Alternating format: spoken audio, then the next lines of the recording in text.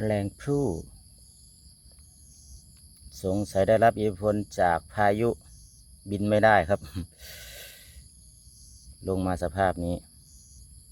สงสัยตกจากรังยังไม่แก่อิทธิพลของพายุบัวรอยครับทำให้แมลงภู่บินยังไม่ได้ตกออกมาจากรังที่เป็นต้นไม้สูง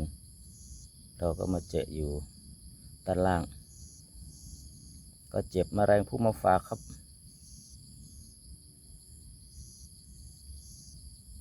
มาดูไม่ไหวดูสภาพแล้วปกติแล้วนี่บินตลอดครับบินตลอดหายากนะที่จะได้ถ่ายแบบนี้